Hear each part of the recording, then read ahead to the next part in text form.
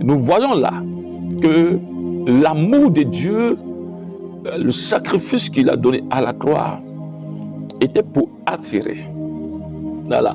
C'était pour attirer afin que toutes ces matières, ces semences que Dieu attire par le sacrifice soient conformes à lui-même. On voyait un peu. Et dans l'autre phase qui suit ce processus, pour que tous ceux qui viennent dans cette carrière, voilà, deviennent semblables à l'agneau. Vous voyez un peu. Donc c'est pourquoi nous aujourd'hui on nous appelle des chrétiens.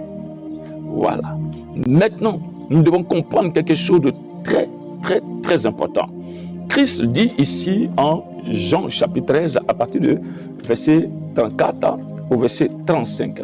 Voici, je prends la parole. Il dit, je vous donne un commandement nouveau. Aimez-vous les uns les autres, comme je vous ai aimé, vous aussi aimez-vous les uns les autres.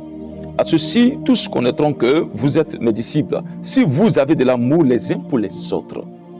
Oui. L'objectif de Dieu, il a manifesté un amour.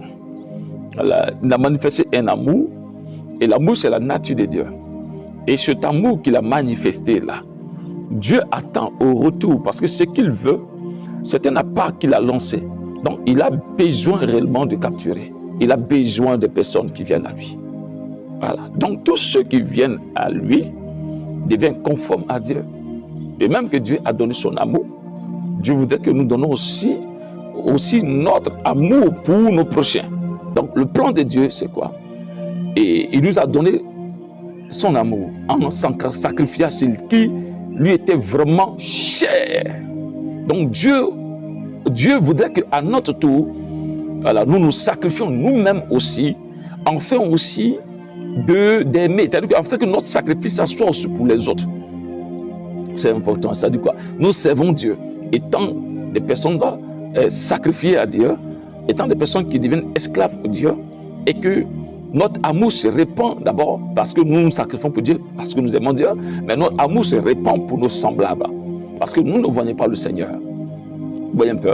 Voilà. Donc notre amour se répand pour nos semblables. Et c'est pourquoi Christ dit, il dit que si vous m'aimez, voilà, en Jean 14, verset 15, gardez mes commandements. Donc ce que lui il a dit, en Jean 13, à partir du verset 34, verset 35, Dieu voudrait que nous gardons, réellement nous nous aimons les uns et les autres.